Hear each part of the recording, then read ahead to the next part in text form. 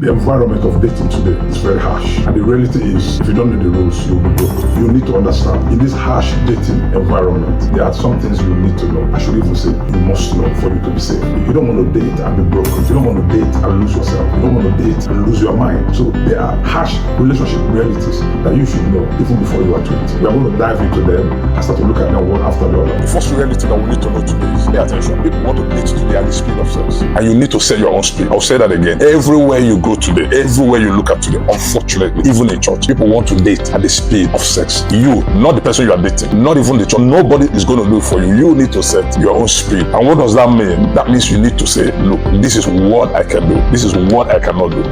This is where I can go. This is where I cannot go. This is what I can discuss. This is what I cannot discuss. You need to set that boundary at the beginning, not in the middle, not when you are in his house, not when you are on his bed, not when you are confused. When you have clarity, when you are clear, before there's confusion, before there's pressure, you need to set these boundaries and make it very clear. Sex is not part of dating for you. You need to set that boundary. You need to understand that from the beginning. If you don't, the person that you are dating, if you allow him to set the boundary, if you allow him to dictate the tune, to dictate the speed, he's going to date you at the speed of sex, and you won't like it.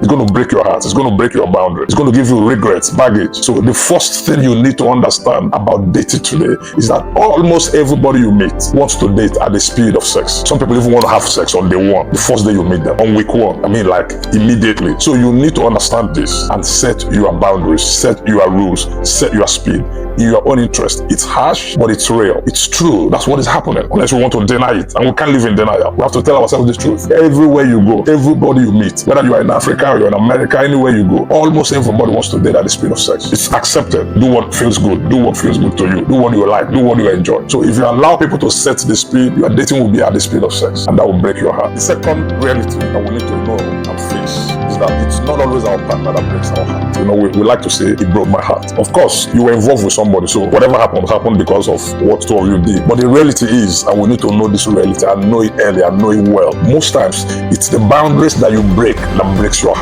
Even though we like to attribute the heartbreak to the partner, to the guy, to your ex. But most times, if we want to be very, very honest, if we reflect on what happened, the boundaries that were broke, the boundaries that you know you were not supposed to break, the boundaries you set and said, you will not do this, you will not do that, you will not do that. When you start to do them, when you start to cross those lines, that's what breaks your heart when the relationship ends. Because most times, relationships end and they don't end at the altar. Yes, most times, relationships end and they don't end at the altar. So when you break boundaries you're not supposed to break, whether they are physical boundaries in terms of sex, intimacy, what you do, what you're not supposed to do physically, be as simple as kissing or hugging, could be as deep as intercourse, intimacy, whatever it is. These are physical boundaries that you said at the beginning you will not break. For whatever reason, whether it's because of pressure, whether because of weakness, whether because of maybe you drank alcohol or whatever reason, you are breaking those boundaries. It's those boundaries that you break that will come back to break your heart. It could be other boundaries. It could be financial boundaries. There are some people that become a resource center for whoever they are dating. You're a young woman, you are dating a man, or you are dating a boy, maybe he's a student, maybe he's working, and you become his resource center. You lend him money, you borrow money for him, you give him this, you give him that. By the end of the day, of course, you're not going to see the money again. You're not going to get the money back. It's going to be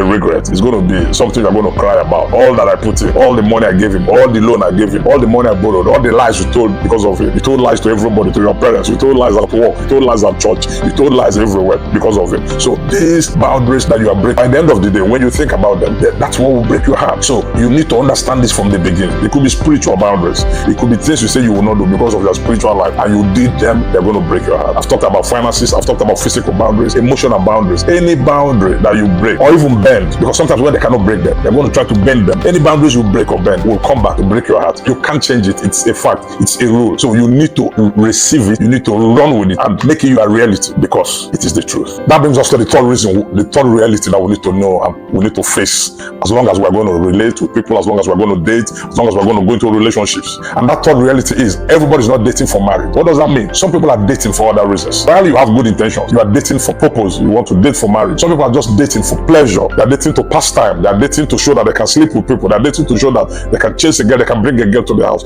Everybody is not dating for marriage. Some people don't understand understand that. Some young women think that everybody who wants to date you has marriage in their mind. It's just that it's not the right time yet. Give them time, marriage will happen. No, everybody's not dating for marriage. Some people are just dating for dating's sake. In other words, dating for them is an end. Dating is supposed to be a means to an end, okay? And that end is supposed to be marriage, a committed covenant marriage if you're a Christian. But for some people, dating is already an end on itself. So when you are looking at dating as something that leads to somewhere, he's looking at dating as somewhere, a permanent place. That's why he's not taking it anywhere. So you need to understand that everybody you will date is not dating for marriage. Some are just dating for sex. Some are just dating for money. Some are dating for status. Some are dating for profile. Some are dating just to pass time. They're in this town, they are new in this town. They just want to try the girls in this town, try the girls in church, try the girls at work, try the girls they see on the road, just give somebody a lift and take them home. They're not dating for marriage. Most young women don't seem to understand this. They think that every man who is paying attention to them, who is showing attraction, who is spending time with them, at the back of that young man is in marriage. No, you may not like this. It may sound harsh, but it's true, especially if you're a Christian. You need to understand this and understand it very early. Even people who are in church, we have a lot of people who are in church who are not dating for marriage. They're just dating for, man, I like you, let's just be talking, let's get along. That's what they call it. We're just getting along. We like ourselves. And you don't have that kind of time. And you don't want to be attached to people. You don't want your name tied to people. You dated this person, you dated that person. No. If somebody is not dating for marriage, you don't have any reason to date them. So when somebody starts to show attention to you, you need to take time and ask them, what is your intention? Where do you see this going? What are we doing this for? What do you call what we're doing? How long are we going to do it before you know whether I'm a fit for you or I'm not a fit for you? How long are we going to do it before you know if I am the one or I'm not the one? It shouldn't be endless. But more importantly, you need to understand from day one that every man is not dating for marriage. Of course, I know there are women also that are not dating for marriage, but it's more in men. A lot of young women, when they start to date, in their mind, at the back of their mind is, these will ultimately grow and graduate to marriage. No, that's not true. That used to be true sometime in the past. 50 years ago, 60 years ago, or even 40 years ago, that was true. But today, a lot of people are not dating for marriage, and you need to understand that. So when anybody comes close to you and starts to talk about, let's get a cup of coffee, let's get a cup of tea, whatever they want to talk about, you need to know, what are they dating for? If they're not dating for marriage, they are dating for baggage, and you need to know that. Another important thing that you need to understand in relationships, and that is, loving you does not always mean choosing you. What does that mean? That sounds strange. If he loves me, he will choose me. That's what it sounds like. That's what it should be. But sometimes you understand, women get married when they are chosen, not when they are loved. A lot of people have been loved and they never got married. You'll be wondering, what is this man talking about? Yes, we have seen a lot of people that's been loved for 5 years, 6 years, 7 years, even 10 years. They were loved. They were in love. They knew the man loved them. The man knew the woman loved them. But then he didn't choose it. And there are different reasons why this happens. It could be because of parental pressure. Maybe his parents will say, no, we know you love her. We know you want to marry her, but we don't want you to marry her for this reason, for that reason. Maybe because she's from this, maybe she's from that church. Her church is not supposed to marry your church. Her tribe is not supposed to marry your tribe. Her profession is not supposed to marry your profession. Her level of exposure is not supposed to marry your level of exposure. And then you will think it's a joke, and that will be the end of the dream. 6 years dream, 7 years dream, 8 years dream. So you need to understand that yes, he loves you, but that doesn't mean he has chosen you. That doesn't mean he will choose you. Why is this important? The reason why this is important is you need to understand that he loves you doesn't mean he will choose you. So you need to understand that even though you are in love, don't give him unnecessary access. Don't give him sexual access. Don't give him financial access to your money. Don't give him all the access that people only give to their husband. Don't give him privileges that are only supposed to be given to husbands. Don't give him sexual privileges. Don't do the duty of a wife because you think he loves you. You think you are headed straight to the altar. Because so many people have been there. I mean, this is not something I'm imagining. I wish it's not true. I wish I'm imagining, but it's true. I mean, we've cancelled people. We've seen people say, he promised that we're going to get married. Everything was clear. The coast was clear. We were heading for the altar. But all of a sudden, he chose someone else for different reasons. Well, we cannot mention all the reasons why people will love one person and choose another person. To the extent that even after they get married, the one they love, they're still chatting, they're still, sending messages to the one they love. They know that's the one they love. But unfortunately, that's not the one they are getting married. So you need to understand this. It may not be clear to some people. Some people understand this when it's already late. And that's why we're saying so many young women understand this when it is already late. So they find out, he loved me 2 years, 3 years. I thought we were meant for each other. I thought we were supposed to go get married. But then he chose somebody else. This has happened before. It will happen again. People like to think it can happen to me. But that's naive. That's being gullible. It can happen to anybody.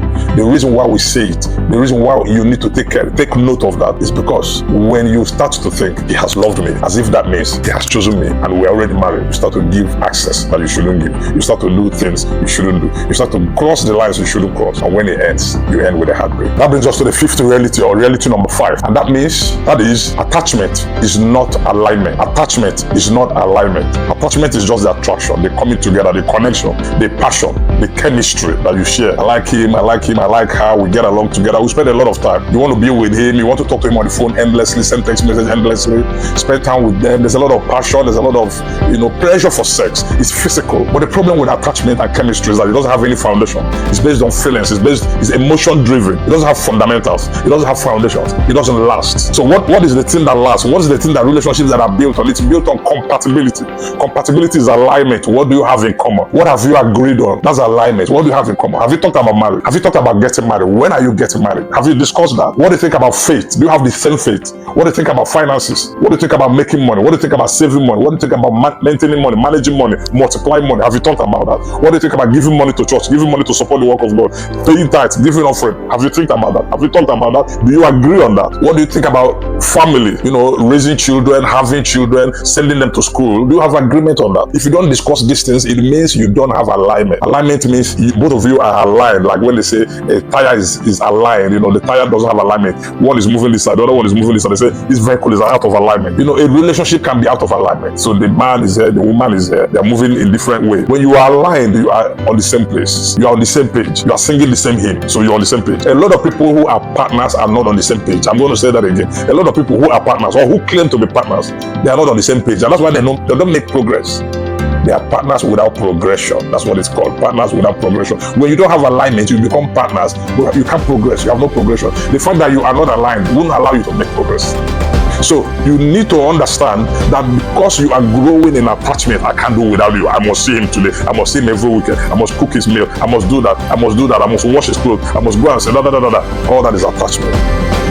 It's not built on anything. It's built on passion. It's built on sparks. It's built on sometimes limerence. It's built on infatuation. It's built on a lot of things. It's physical. You must make sure that you have the fundamentals, the basis, the foundation, which is agreement, which is what you have in common. I think we should teach children to pray early. I think we should teach children the Bible. I think we should pray in the morning. We should pray in the night. I think if making money will stop us from making heaven, then we should rethink making money. That's alignment. That's compatibility. That's foundation. Unfortunately, a lot of relationships today have attachment, attraction, and they have no alignment. And I can tell you, that's a sure sign that you're not going anywhere. That's a sure sign you are going to end in regret. That's a sure sign your relationship is not going to end at the altar. And every relationship should end at the altar. If you do it well, if it's not going to end at the altar, you should end it well. If this message spoke to you, please, you do want to like, share, and subscribe for more. And if you're new to the channel, my name is JP4. See you next time.